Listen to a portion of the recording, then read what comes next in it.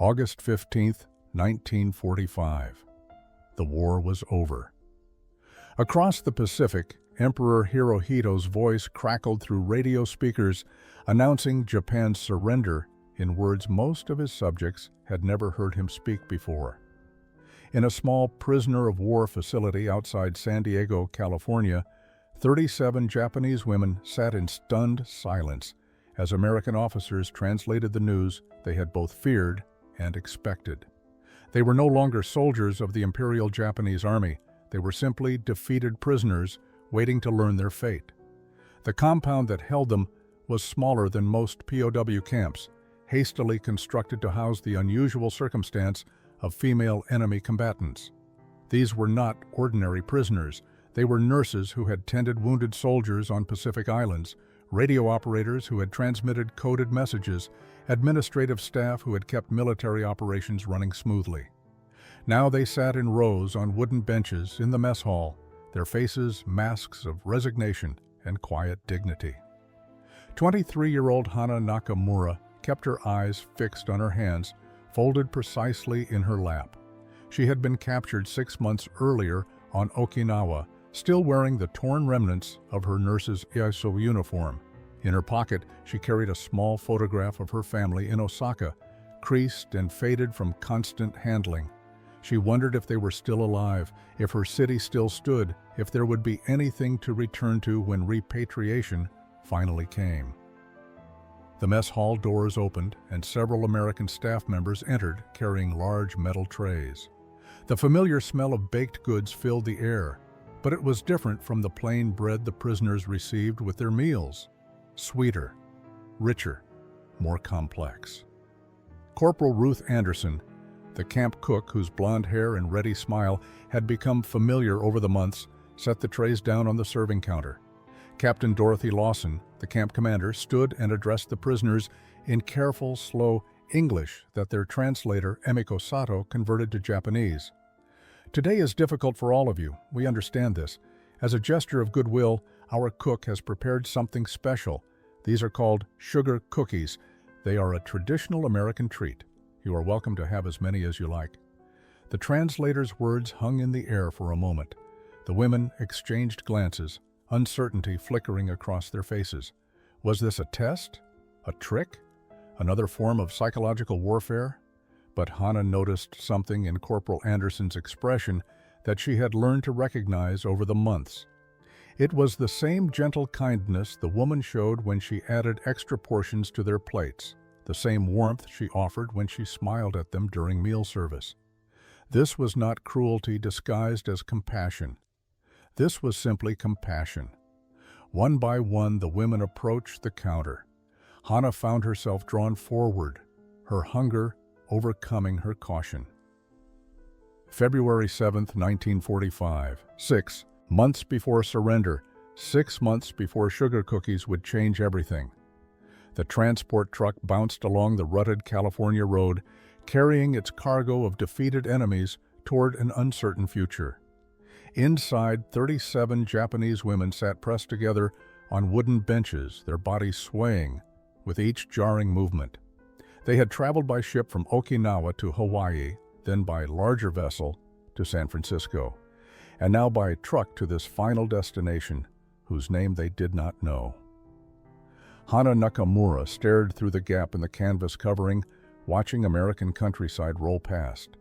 She had expected devastation. The bombed-out ruins that propaganda had promised them existed throughout the enemy nation. Instead, she saw neat farmhouses, fields ready for spring planting, cattle grazing peacefully behind wooden fences. There were no signs of the starvation and collapse that Tokyo radio had described in its broadcasts about America's crumbling war effort. Beside her, Emiko Sato gripped the edge of the bench with white knuckles.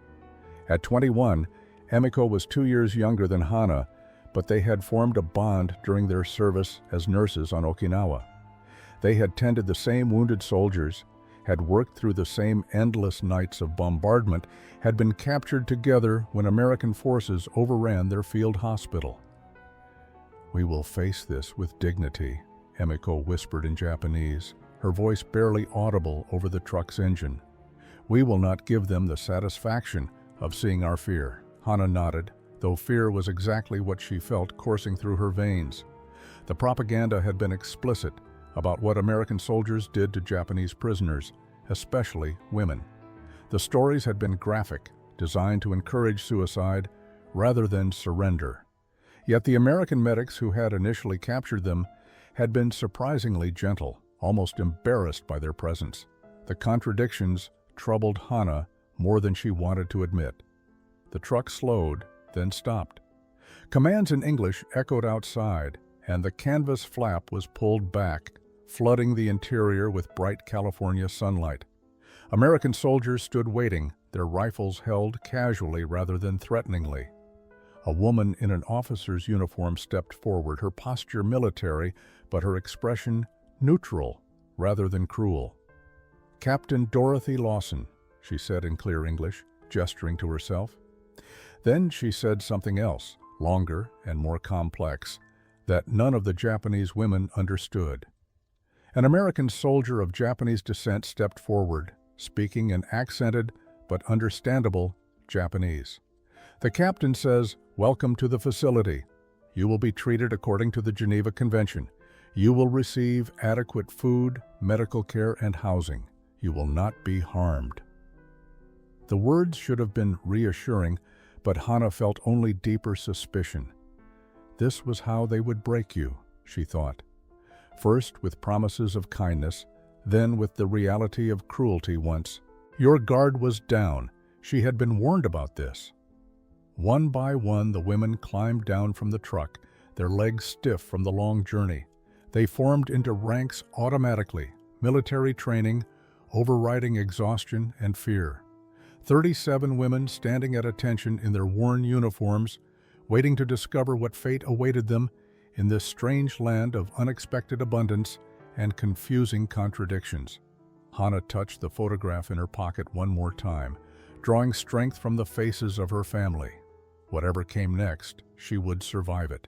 She had to survive it, because someday she would return home and tell them everything she had endured. The first weeks in the camp were defined by silence and suspicion. The Japanese women kept to themselves, speaking only in hushed conversations during meals, their eyes constantly watching for signs of the cruelty they had been promised would come.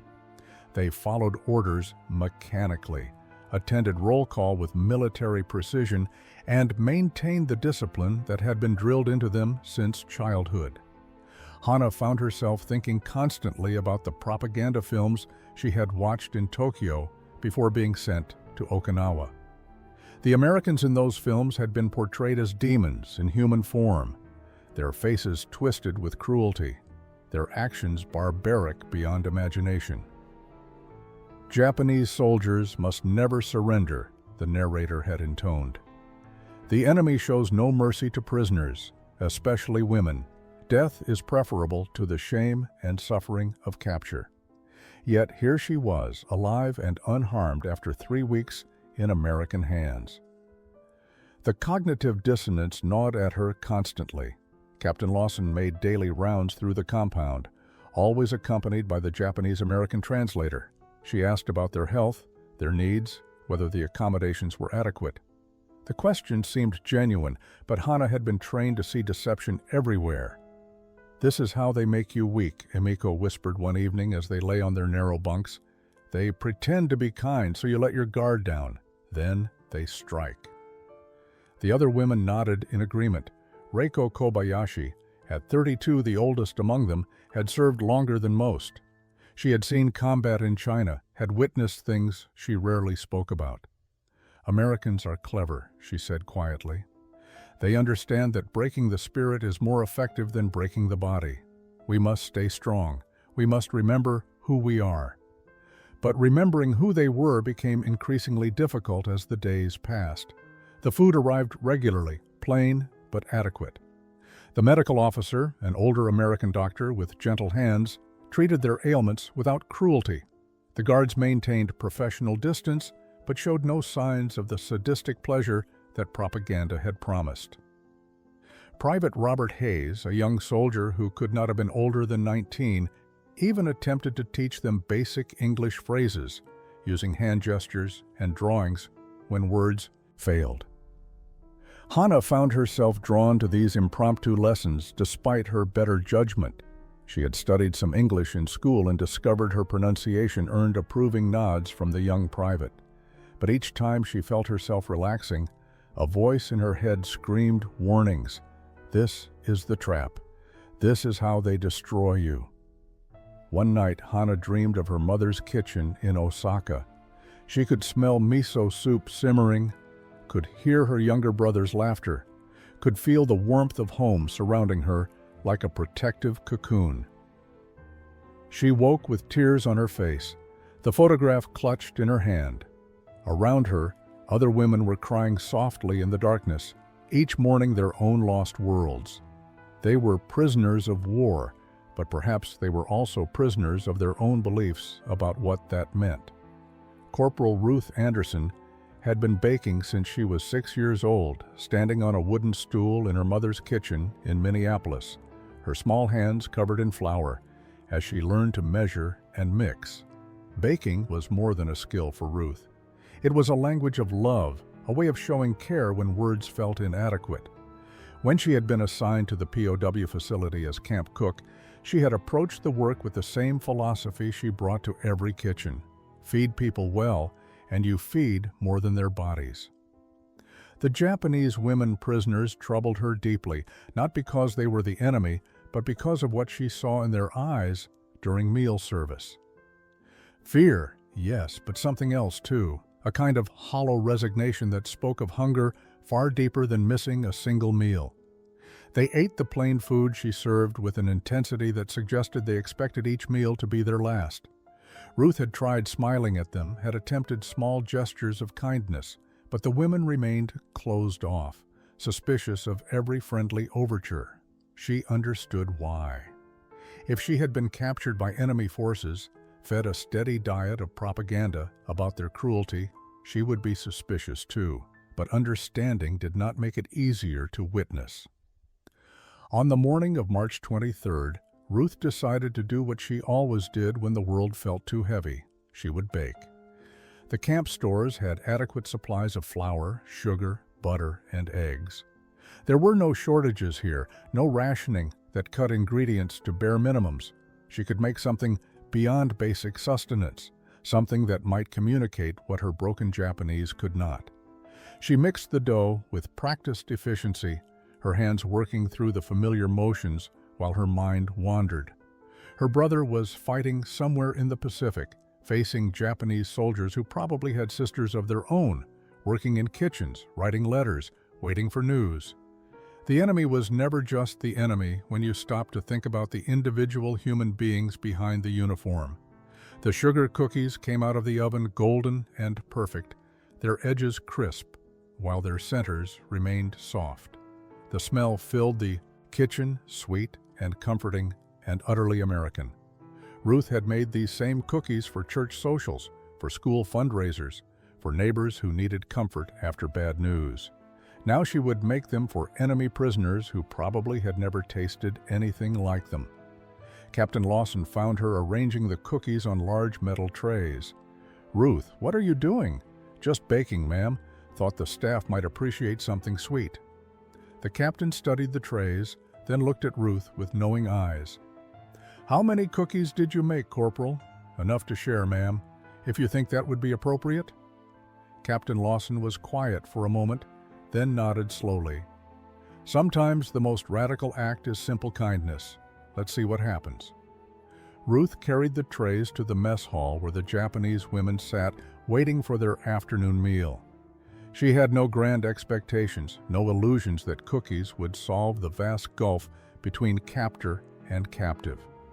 But she had flour and sugar and the ability to create something sweet in a world that had been bitter for far too long. It seemed worth trying.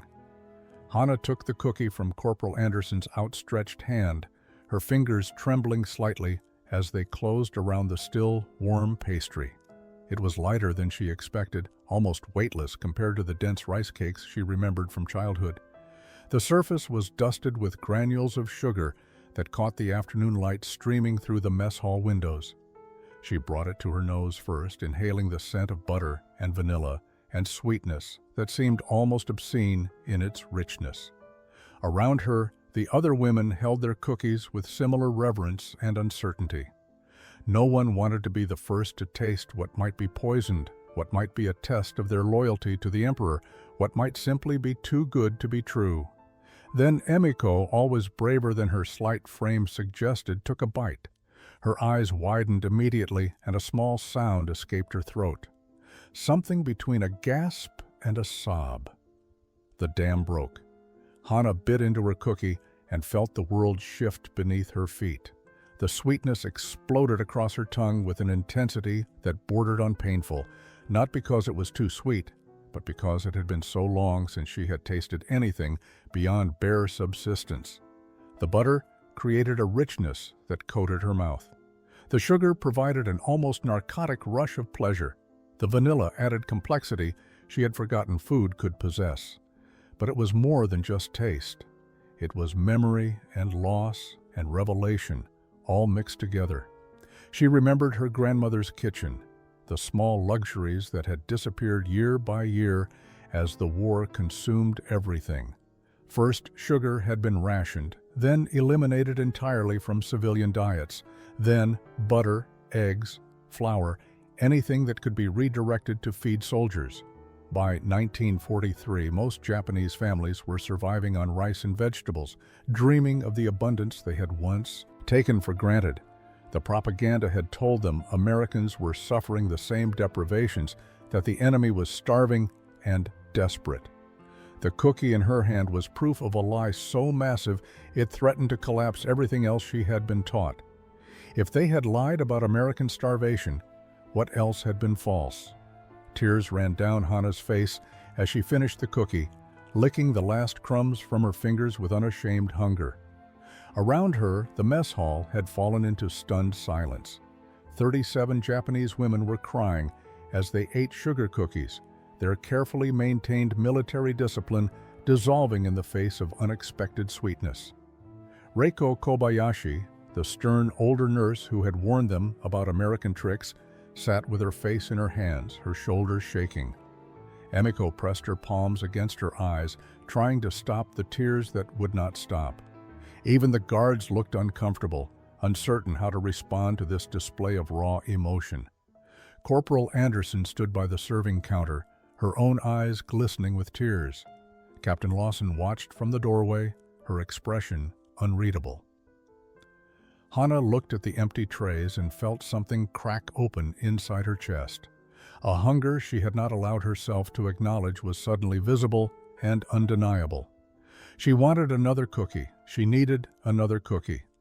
Not because her stomach was empty, but because the sweetness represented something she had been denied for so long she had forgotten it existed.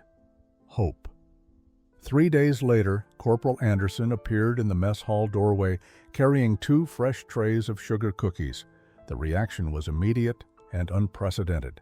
Hana saw the trays and felt something primal surge through her body. She was on her feet before conscious thought could intervene, moving toward the serving counter with speed that surprised even herself. Around her, the other women were doing the same. The carefully maintained discipline, the military bearing they had preserved through months of captivity, evaporated in an instant. 37 Japanese women surged forward in a chaotic rush toward those trays of cookies. Emiko reached the counter first, her small frame darting between taller women. She grabbed 3 cookies with both hands, clutching them to her chest like precious treasure. Reiko was right behind her, her usual stern composure completely abandoned as she stretched across the counter to reach the second tray. Voices rose in Japanese, a mixture of pleading and demanding that needed no translation. "Please, just one more. I did not get enough last time. My sister, she would have loved these. Let me have 2, please, just 2. Hana found herself pushing against other women, her hand reaching desperately for the golden pastries that represented more than food. She managed to grab 1 cookie, then shamelessly reached for a second. Her fingers collided with another woman's hand, and for a brief moment they struggled over a single cookie before. Hannah pulled back, ashamed, but still clutching her prize. Captain Lawson stepped forward, her voice sharp with authority. "Ladies, please, there is enough for everyone. Form a line." But the women were beyond military discipline now. The hunger that the first cookies had awakened could not be controlled by commands or appeals to order. They were fighting not for survival, but for something their bodies had been denied so long they had forgotten what abundance felt like. Private Hayes moved to help restore order, but Captain Lawson raised her hand to stop him. "Let them be," she said quietly. "They need this." Corporal Anderson stood motionless behind the counter, watching the scene with tears streaming down her face. She had baked cookies to show kindness, to bridge a gap between enemies. She had not expected to witness such desperate hunger, such complete breakdown of dignity in the face of simple sweetness.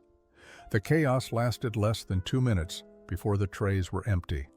The women stood scattered throughout the mess hall, some holding multiple cookies, others with only crumbs. Their faces showed shame now, embarrassment at their own behavior. They had acted like starving animals rather than disciplined soldiers. Hannah looked down at the 2 cookies in her hands and felt her cheeks burn with humiliation. She had pushed other women aside for these.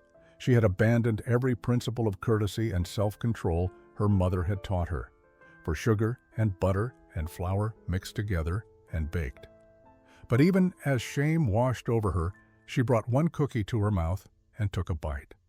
The sweetness was worth the shame. That was perhaps the most devastating realization of all. The cookie distributions became a regular occurrence after that chaotic day. Corporal Anderson baked 3 times a week, always making enough so that each woman could have 2 cookies without fighting. The shame of their desperate behavior had been profound, but Captain Lawson had understood something the women themselves had not yet fully grasped. Their reaction was not about cookies. It was about years of deprivation finally meeting unexpected abundance. The ritual changed something fundamental in the camp. The Japanese women began arriving at the mess hall earlier, helping Corporal Anderson set up tables and arrange chairs. They could not speak much English, and she could not speak Japanese, but they communicated through shared labor and small smiles that grew less hesitant each day. Hannah found herself drawn to the kitchen, watching Ruth work with flour and sugar. The American woman's hands moved with practiced confidence, measuring and mixing with an ease that spoke of years of experience. One afternoon, Ruth gestured for Hannah to come closer, then placed a wooden spoon in her hand and guided her through stirring the cookie dough. The simple act of creation felt revolutionary. Private Hayes had continued his informal English lessons, and now more women attended. Emiko proved to have a natural gift for languages, picking up phrases quickly and helping translate for others. The lessons expanded beyond simple vocabulary to include stories, small windows into American life that contradicted everything they had been told. Hayes spoke of his family's farm in Oregon, of his mother's garden and his father's dairy cows. He showed them photographs of his younger sisters who looked nothing like the demons from propaganda films. They looked like sisters anywhere, smiling and ordinary and human. In exchange, the women began to share their own stories. Reiko spoke haltingly of her childhood in Kyoto, of cherry blossom festivals, and her grandmother's flower arrangements. Another woman named Sachiko described her father's small restaurant in Tokyo, the carefully prepared meals that had been their family's pride before the war consumed everything. Hannah talked about her work as a nurse, about wanting to heal people, about how that desire had led her into military service without fully understanding what that service would require of her. The conversations revealed uncomfortable truths. Many of the women had joined auxiliary services not from fervent devotion to imperial ideology, but from economic necessity or family pressure. They had been told they were defending their homeland, protecting Japan from barbaric invaders who wanted to destroy their way of life. Now they sat in an enemy prison camp, eating sugar cookies baked by one of those supposed barbarians, and nothing made sense anymore. One evening, after the others had returned to their barracks, Hannah remained in the mess hall with her small English dictionary. Corporal Anderson was cleaning up, and Hannah worked through her limited vocabulary to form a question that had been burning inside her for weeks. "Why you kind to us?" Ruth paused, understanding the broken English. She thought for a moment, then responded slowly. "Because you are people. Just people." August 15, 1945. The Emperor's voice on the radio changed everything and nothing simultaneously. The war was over.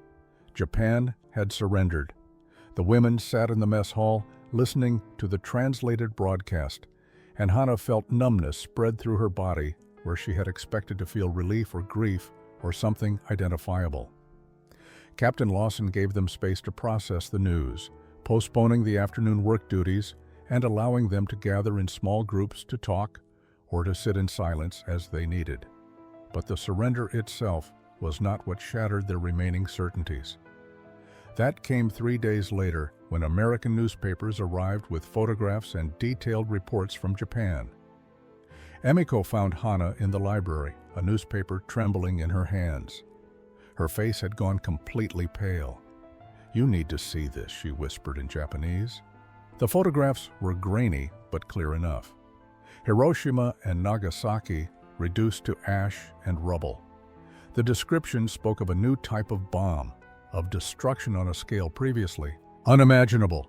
Tens of thousands dead in seconds, tens of thousands more dying slowly from radiation poisoning. Hannah stared at the images and felt her throat close. These were Japanese cities, Japanese civilians, children and grandmothers and shopkeepers and teachers, all incinerated in blinding light. But there was more. As she continued reading, other stories emerged, reports of what Allied forces had discovered as they advanced through territories Japan had occupied. Accounts from China, from Korea, from the Philippines, stories of massacres, of comfort women, of medical experiments, of cruelties inflicted systematically and deliberately. The rape of Nanking described in detail that made her stomach turn. Unit 731 and its human experiments, the forced labor and starvation of prisoners throughout the Pacific. She wanted to believe it was propaganda, lies designed to make them hate their own country. But the sources were multiple and consistent. The photographs came from different journalists, different nations, all telling the same horrific story. Japan had not been defending itself against barbaric invaders. Japan had been the invader, the perpetrator of atrocities that rivaled anything she had been taught to fear from the enemy. Other women gathered around the newspapers, their faces reflecting the same devastation Hannah felt. Reiko sat with tears streaming silently down her face. Sachiko pressed her hand over her mouth as if physically holding back screams. The carefully constructed narrative of their lives, their service, their purpose was collapsing with each paragraph they read. "We did not know," Emiko kept repeating in Japanese. "We did not know." But ignorance felt like a thin shield against the weight of what their country had done. Hannah had treated wounded Japanese soldiers, had helped them return to battles where they committed these acts. She had served a system that created such horror, even if she had never seen it directly. That night, she could not eat the sugar cookies that Corporal Anderson had prepared. The sweetness felt obscene in her mouth, undeserved by someone who had been complicit in such darkness, even unknowingly. The repatriation orders arrived in early September. Captain Lawson gathered the women in the mess hall to explain the procedures. Transportation would be arranged within 3 weeks. They would be processed through camps in Japan before being released to find whatever remained of their homes and families. The announcement should have brought relief, but Hannah felt only a deep sense of dread. She had finally received word about her family through Red Cross channels. Her father was dead, killed in the Tokyo firebombing. Her mother and younger brother had survived but were living in a refugee shelter, the family home destroyed. Her sister's status remained unknown. Osaka was rubble and ash, a city that no longer existed in any recognizable form. Around her, other women had received similar news, or no news at all. Of the 37 prisoners, only 8 had confirmed that any family members survived. The rest faced complete uncertainty about what they would return to. But the physical devastation was only part of what made the idea of return so painful. They would be going back as failed soldiers, as women who had been captured and corrupted by enemy influence. In a culture that valued honor above survival, they would carry shame for the rest of their lives. Worse, they would return to a Japan that had perpetrated horrors they could barely comprehend, a country that would need to rebuild not just its cities, but its entire moral foundation. That evening, Hana found herself unable to sleep. She walked to the mess hall where a single light still burned. Corporal Anderson was there, preparing dough for the next day's baking. Ruth looked up as Hana entered, her expression welcoming despite the late hour. "Cannot sleep," Hana said in her careful English, which had improved dramatically over the months. Ruth nodded and gestured to a chair. Hana sat and watched the American woman work for several minutes before speaking again. "In Japan, very hungry. Always hungry.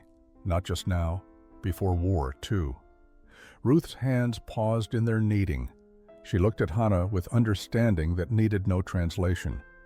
"Here," Hana continued, searching for words to express something she barely understood herself. "Here, enough food, enough kindness. First time in life, feel not hungry." She struggled to find the right phrase in English, finally settling on words that felt inadequate but true. Feel like person, not just soldier. Not just Japanese, just person. The words hung between them in the quiet kitchen. Ruth wiped her flour-covered hands on her apron and sat down across from Hana. She reached out and gently squeezed the younger woman's hand. "You are a person, Hana. You always were." The simple affirmation broke something open inside Hana's chest. Tears came, and with them, a question she had not planned to ask, had barely allowed herself to think. "If I ask to stay," she whispered, "if I not go back to Japan, is possible?" Ruth's eyes widened, understanding the magnitude of what Hana was suggesting. "I don't know, but we can ask." 20 years later, 1965. Hana Nakamura Hayes stood in her kitchen in suburban San Diego, the afternoon sun streaming through windows that overlooked a garden she had planted herself. Her daughter, 12-year-old Grace, sat at the kitchen table doing homework while the smell of baking sugar cookies filled the house. Grace looked up from her mathematics textbook. "Mom, why do you always make so many cookies? We can never eat them all." Hana smiled, sliding another tray into the oven. "We share them, sweetheart. Mrs. Peterson next door, the new family down the street, your teachers at school, there is always someone who needs something sweet." She did not add what she was thinking, that she could never make enough cookies to compensate for the years when sweetness did not exist, when hunger was the only constant. That abundance still felt miraculous, even after 2 decades of experiencing it daily. That she baked not because anyone needed cookies, but because she needed to create them. Of the 37 Japanese women who had been imprisoned at the facility, 13 had made the unprecedented request to remain in America. Captain Lawson had fought for them, writing letters to Washington and arguing their case with a passion that transformed military protocol into human compassion. The process had taken months of bureaucratic navigation, but eventually all 13 had been granted special immigration status. Hana had married Robert Hayes 5 years after the war ended. The young private who had taught English lessons had become a teacher himself, and their courtship had been gentle and patient, built on the foundation of cookies and kindness that had first bridged the gap between enemy and friend. They had 2 children now, Grace and her younger brother Michael, who knew their mother's story but could barely imagine the hunger and fear that had shaped her early life. Emiko had stayed too, becoming a translator for the State Department and eventually marrying a Japanese-American man whose family had survived the internment camps. They compared stories sometimes, laughing at the bitter irony that both had been imprisoned by the country they now called home, though under vastly different circumstances and with vastly different outcomes. The other women who had returned to Japan had faced hard years of rebuilding. Hana corresponded with several of them, their letters describing the slow transformation of their homeland from devastation to democracy, from hunger to prosperity. Some had found happiness, others still struggled with the weight of history and memory. But all of them, whether they had stayed or returned, carried the story of sugar cookies as a marker of transformation. The moment when sweetness had revealed the lies they had been taught, when abundance had proven more revolutionary than any weapon. The oven timer chimed. Hana pulled out the tray of golden cookies and smiled. Grace came to stand beside her, breathing in the familiar scent. "These smell like home," her daughter said. "Yes," Hana agreed, thinking of a different home, a different hunger, a different life. "Yes, they do."